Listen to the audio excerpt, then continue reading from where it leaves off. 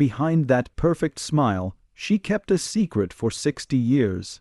Now that she's 89, Julie Andrews is finally telling the truth about what happened when she lost her famous voice, the shocking surgery mistake that ended her career, her marriage to Blake Edwards, and the heartbreaking thing she regrets the most.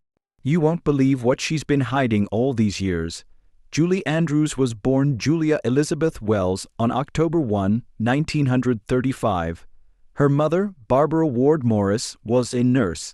Her father, Edward Charles Wells, was a teacher, and her mother, Barbara, married Ted Andrews, a Canadian, born vaudeville performer. When World War II broke out in 1943, Barbara and Ted's marriage ended, and young Julie's life changed forever. Ted and Barbara toured England entertaining soldiers, and Julie was introduced to the world of music and performance. At age 14, Julie found out a secret that had been kept from her all her life. Edward Wells was not her biological father. Her mother had an affair with another man. He was having an affair with a family friend and was Julie's real father. The news shocked her, but it didn't change her relationship with Edward Wells. They stayed close for the rest of his life. Her stepfather, Ted Andrews, was very important in her musical training.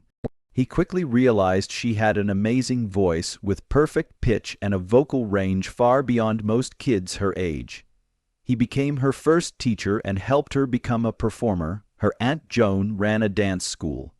As a child, Julie was surrounded by people who loved the arts, so it wasn't a surprise when she showed early signs of talent.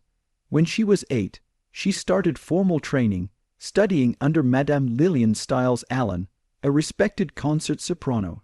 Styles Allen thought Julie was a once-in-a-lifetime talent and often said Julie was the reincarnation of Adelina Patti, one of the greatest opera singers of the 1800s. Her training was strict, and she focused on perfect diction and emotional expression. She often told Julie, "An amateur works until he can get it right. A professional works until he can't go wrong." Julie took these words to heart and trained hard. Lessons with Styles Allen were tough. Julie traveled alone from London to Leeds to attend them, staying in a freezing cold room in a house lit by gas lamps. Despite the uncomfortable conditions, Julie loved every minute. In the evenings, she and Styles Allen drank home, made ginger beer, and told stories about famous people. She studied with Styles Allen until she moved to the United States in 1954. When she was only 12, Julie got her first big break on October 22, 1947, when she made her professional debut at the London Hippodrome in Starlight Roof, a musical revue. She sang Jesuit Titania, a difficult role from the opera Manon. The audience was amazed. At age 12, she had already shown she could hold a stage like a seasoned performer. The show ran for over a year, and Julie became a star. In 1948, she was just 13 years old when she performed for King George VI and Queen Elizabeth at the Royal Command Variety performance at the London Palladium. No solo performer that young had ever been to that event before. While she was in Starlight Roof, she met W.L.I. Bow, an American comedian known for making balloon animals on stage.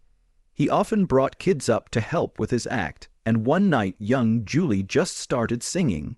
It was completely unplanned, and the crowd loved it.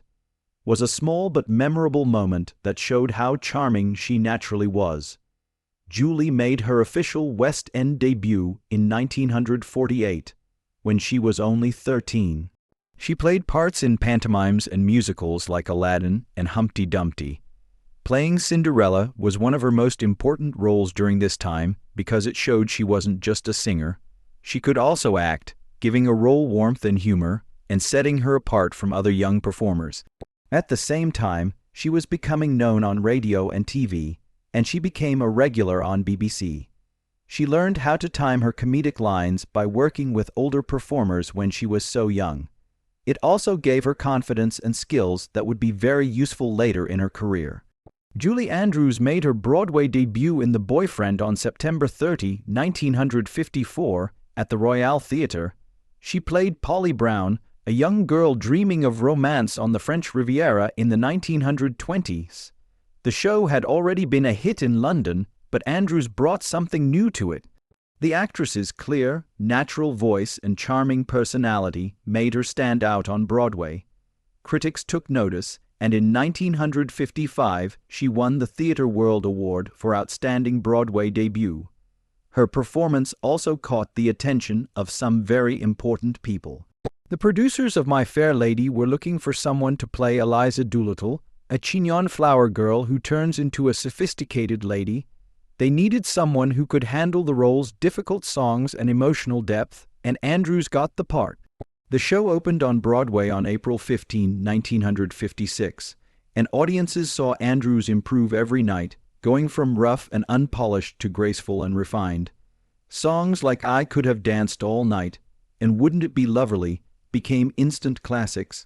The show ran for 717 performances, making it one of Broadway's longest-running musicals at the time. Andrews was nominated for her first Tony Award for Best Actress in a Musical. But many people don't know that Mary Martin, a bigger star, but she turned it down. That decision changed Andrews's life, even though she was successful.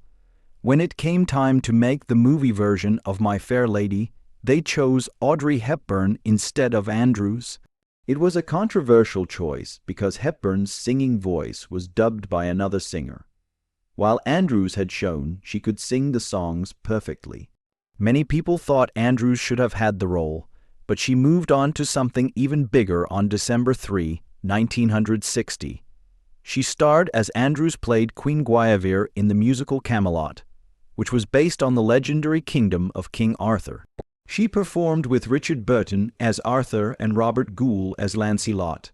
The show had drama, romance, and heartbreak, and Andrews brought elegance and depth to her role, making her more than just a love interest. She was nominated for another Tony Award as Best Actress in a Musical during this time. After John F. Kennedy's death in 1963, his widow Jill Kennedy compared her husband's leadership to the story of King Arthur. Arthur's kingdom, calling it Camelot. The musical took on a whole new meaning, and Andrews' part in it became part of that legacy. Before Hollywood came calling, Andrews had already done more than just perform on Broadway. On March 31, 1957, she starred in a live broadcast of Rodgers and Hammerstein's Cinderella on CBS. This wasn't a remake of an existing musical, it was written specifically for TV. Over 107 million people tuned in, more than half of the U.S. population at the time. It was a huge hit, and Andrews' performance was warm and magical. The songs became fan favorites, and she was nominated for a Primetime Emmy for Best Single Performance by an Actress. By 1964, she was ready for the movies. Walt Disney had been looking for the perfect actress to play Mary Poppins. He wanted someone with a beautiful singing voice, a strong presence, and a hint of mischief, and Andrews had all of those things. The movie came out on August 27, 1964, and made $31 million at the box office. Andrews won the Oscar for Best Actress at the 37th Academy Awards in 1965. It was a big deal because she beat Audrey Hepburn, who played her in My Fair Lady. The win showed that Hollywood had underrated her. Her next movie, The Sound of Music, was even bigger. It came out on March 2, 1965, and became one of the highest-grossing movies of all time, making $286 million. Around the world, she played Maria von Trapp, a young nun turned governess who changes the lives of an Austrian family through music. The role was based on a true story, and Andrews made Maria feel real, kind, strong, and full of joy. The opening scene, where she twirls on a mountaintop, was beautiful to look at but very hard to film. A helicopter was used to get the shot, but the wind from its blades kept knocking her to the ground, and she later joked that she was flattened into the grass after every take. Andrews won 5 Academy Awards including Best Picture, and became one of the most bankable stars in Hollywood. But her success came with a challenge. She had just played two beloved nannies in a row, and people were afraid she would be typecast. She knew she had to show she could do more. Later, in 1964, she played a completely different kind of role in the movie Americanization of Emily, which starred James Garner and was set during World War II and was a sharp and sometimes dark look at patriotism and war. Andrews played Emily Barham, a British widow who learns American culture. It was her first major dramatic role, and it showed she could do more than just sing in musicals. Next came Torn Curtain, a Cold War thriller directed by Alfred Hitchcock. It came out on July 14, 1966, and paired Andrews with Paul Newman. Universal Pictures insisted on casting two big stars to make sure the movie would do well at the box office, but Hitchcock wasn't completely happy with the choice. He reportedly thought both actors were too polished for the gritty spy story he wanted to tell. The film got mixed reviews, but it did well at the box office. It made $13 million worldwide on a budget of $3 million, so it was a financial success. Later that same year, Andrews directed Hawaii, a big historical drama based on James Mer's book. It came out on October 10, 1966, and had the highest budget of any movie at the time, $15 million. It made $34 million worldwide, $5 million in ticket sales in the U.S., and became the highest grossing movie of the year. Andrews played Jerusha Bramley Hale, a woman who follows her missionary husband to Hawaii in the 19th century. Filming was difficult. The crew had to deal with heavy rains and even tidal wave alerts, which caused constant delays. Despite these problems, the film received 7 Academy Award nominations. One of the most surprising things about Hawaii was that it brought attention to first-time actress Jocelyn Lagarde, who played a Hawaiian queen. She won a Golden Globe for her performance. Even though Julie Andrews played the lead role, Lagarde's performance became one of the most talked-about parts of the movie. Julie Andrews was one of Hollywood's biggest stars. Mary Poppins 1964 made her famous, and The Sound of Music 1965 made her a legend. She had charm, talent, and an audience that loved her. But by the late 1960s, things started to change. In 1968, Star, a big-budget biopic about famous stage actress Gertrude Lawrence, almost ended her career. The director of The Sound of Music was in charge, and the budget was a huge $14 million, which was a lot of money at the time. But something went wrong. Critics said Andrews's performance felt too staged and unnatural, and some even said it was overdone in its hideousness, which was harsh criticism for someone known for her easy charm.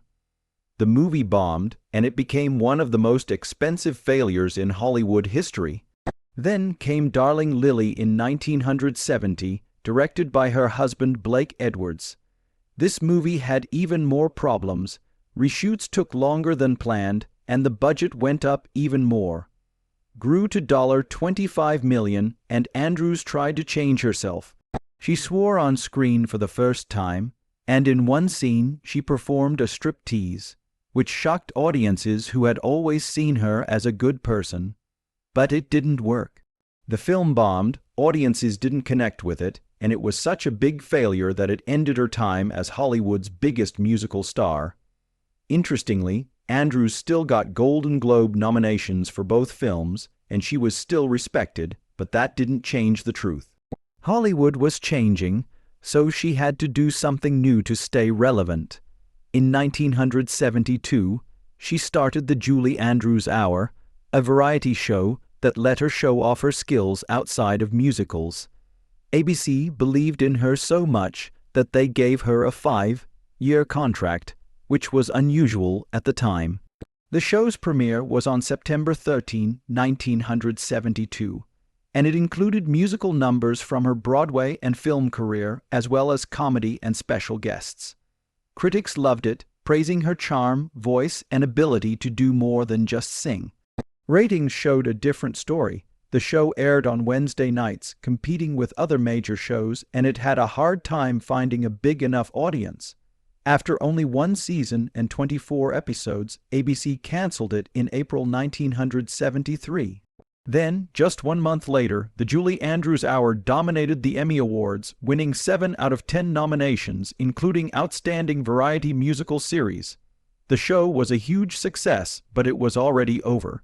To make up for the cancellation, ABC offered Andrews 5 variety shows from 1973 to 1975, which was a small consolation but made it clear that her future wasn't in TV.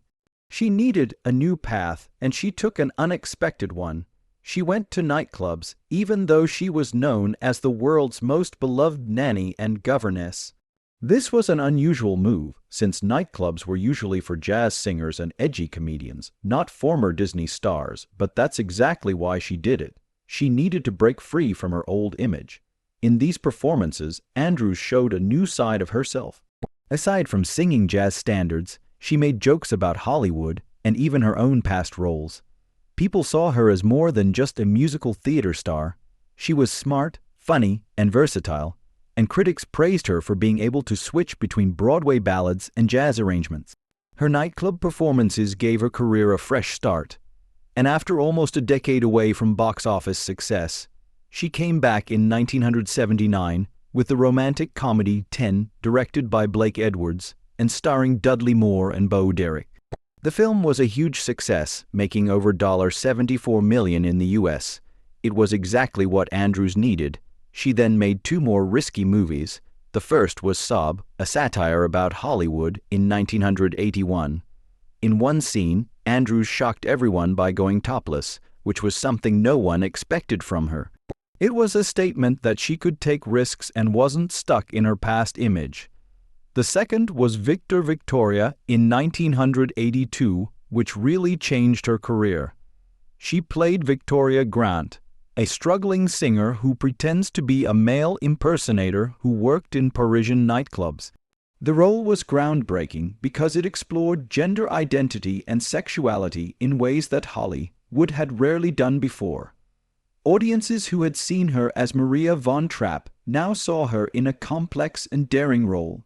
The film was a critical and commercial success, making $28 million in the US. Andrews won the Golden Globe for Best Actress in a Comedy or Musical and was nominated for an Academy Award for Best Actress. The film itself received 7. The Oscar nominations changed how people saw Julie Andrews. She wasn't just the sweet singing governess anymore. She had range and could play bold, unexpected roles. Julie Andrews's life wasn't just about fame. Behind her success was a woman juggling love, heartbreak, and personal struggles while building a legendary career. She married Tony Walton in 1959, a set and costume designer who had admired her since childhood. They met when Walton saw her perform when she was 11 years old and fell in love.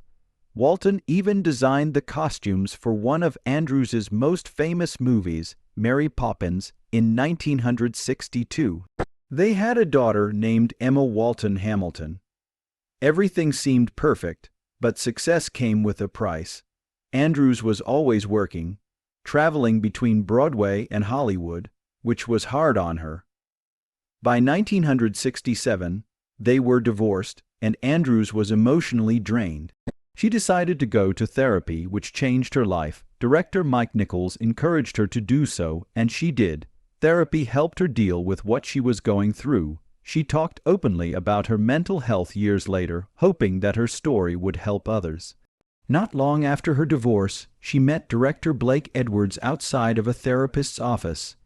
Edwards later called it a wonderfully Hollywood moment, and the two of them hit it off right away. They had both been through failed marriages and found comfort in each other, even though they were 13 years apart in age. Their bond grew stronger, and by 1969, they were married and living their life. Together, they had a mix of Hollywood glitz and a deep personal connection. Andrews became a stepmother to Edwards' children, and in the mid-1970s, she and Edward adopted two daughters from Vietnam, Amy and Joanna. Professionally, they worked on 7 movies together, including Victor Victoria 1982 and Saab 1981. Some movies did poorly at the box office, like Darling Lily, but their relationship stayed strong, and Andrews often said that Edwards' sense of humor made her feel better. They were married for 41 years until he died in 2010, and even after he died, she called him as her personal life changed, so did her career. The 1980s brought new challenges. In That's Life 1986, she played a singer who might have cancer. The role hit close to home because doctors had found a lump on her throat around the same time. The movie was about aging relationships and being afraid of the unknown. That same year, she starred in Duet for One as a famous violinist who was diagnosed with multiple sclerosis. The story was raw and emotional, and it gave her the chance to work with Liam Neeson, whose intense acting style she loved. Both roles earned her Golden Globe nominations, showing that she was more than just a musical star by the 1990s. Andrews tried her hand at TV. In 1992, she starred in the sitcom Julie as a TV personality who moves to a small town after marrying a veterinarian. Blake Edwards directed the show, but it never found an audience and was canceled after only 7 episodes. Even though the show struggled, Andrews found success elsewhere. In 1989, Julie Andrews won 5 Emmys for her performance in The Sound of Christmas. In 1990, she performed in Julie Andrews in concert, reminding everyone why she was a star. After 30 years away from Broadway, she made a grand return in 1993, starring in Putting It Together, a Stephen Sondheim review about relationships and regrets. It was a small off-Broadway production with only 59 performances, but it was an important comeback. 2 years later, she starred in Victor Victoria, a Broadway adaptation of her 1982 film, where she played Victoria Grant, a woman pretending to be Victoria Grant. To be a man impersonating a woman. The show was a huge hit, running for more than 700 performances. That same year, she was nominated for the Tony Award for Victor Victoria. But when she saw that she was the only cast member to be recognized, she made a brave decision. She turned down the nomination. It wasn't out of pride or anger. She thought the whole cast deserved recognition. It was a rare moment in Broadway history, but it showed what kind of person Andrews was. Julie Andrews returned to Disney after 37 years within The Princess Diaries 2001. She played Queen Clarice Rinaldi, a royal grandmother helping her awkward granddaughter Anne Hathaway. Director Gary Marshall cast her without an audition because he knew she was perfect for the part. It was her first Disney movie since Mary Poppins 1964, which won her an Oscar. Her performance brought warmth and humor to the part, making Queen Clarice one of her most beloved roles. She helped Hathaway on set, even though she said Hathaway didn't need much help. The movie was a hit, grossing $165 million worldwide. Andrews even had a rare singing moment in The Princess Diaries 2, Royal Engagement 2004, even though she had surgery in 1997 and lost her full singing voice. That same year, she voiced Queen Lillian in Shrek 2 2004, where she played Fiona's mother, a loving and supportive queen. Unlike most animated movies, she recorded scenes with John Cleese, which made their on-screen chemistry more real. The Shrek franchise became a worldwide hit, and Andrews reprised her role in Shrek Roman 3 2007 and Shrek Forever after 2010. In 2007, she narrated Enchanted in a Disney movie that mixed fairy tales with real life. Andrews' voice set the magical tone for both classic and modern Disney stories. The movie made over $340 million worldwide. In 2010, she played Lily, the head fairy who helps Dwayne Johnson's character through an unexpected magical punishment. The movie made $112 million, showing that Andrews could still shine in funny family movies. In 2016, she directed a stage production of My Fair Lady for its 60th anniversary. The show opened at the Sydney Opera. She made sure that the production stayed true to the original by using old designs to recreate sets and costumes. The show broke box office records and got great reviews. In 2017, she co-created and hosted Julie's Green Room, a Netflix educational series teaching kids about the performing arts. The show had celebrity guests like Alec Baldwin and Idina Menzel, and her daughter Emma Walton Hamilton co-produced it, making it a family project. The show got 2 Daytime Emmy nominations. Her 4-octave soprano made Mary Poppins and music unforgettable, but by 1995, something was wrong. In 1995, she started to strain her voice while performing Victor Victoria on Broadway. At first, it was just hoarseness, which goes away with rest, but this time it didn't. By 1997, doctors had found a lesion on her vocal cords. Some called it non-cancerous nodules, while others called it a benign polyp. Either way, years of singing had taken a toll, and doctors told her to rest, but she wanted a real solution in June. In 1997, she had surgery at Mount Sinai Hospital in New York to remove a growth on her vocal cords and get her voice back. The surgery changed her life forever because it left her with permanent scars on her vocal cords. The scar tissue stopped them from vibrating the way they needed to, so she lost her clear, powerful voice and found it hard to speak. Back then, vocal cord surgeries weren't as advanced, and both forceps and lasers came with a high risk of scarring. Andrews later said she had in 1998. Her husband Blake Edwards talked about what had happened in public. He said that she had been most afraid that she would never sing again and that losing her voice felt like losing a part of herself. In December 1999, she took action by filing a malpractice lawsuit against Mount Sinai Hospital and the 2 surgeons, saying that they had not told her the real risks and that the surgery had destroyed her ability to perform. The case was settled privately in September 2000 for an amount that was not disclosed. She spent the next few years trying to find answers. Starting in 2000, she had several treatments and 4 more surgeries with Dr. Stephen Zittles at Massachusetts General Hospital. These helped her speaking voice a little, but her singing voice never came back.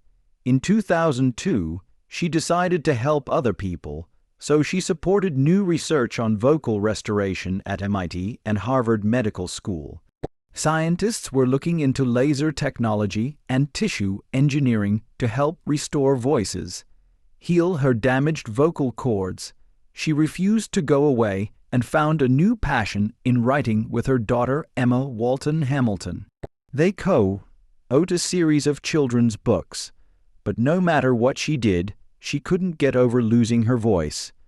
She has talked about it openly, calling it one of the worst things that ever happened to her.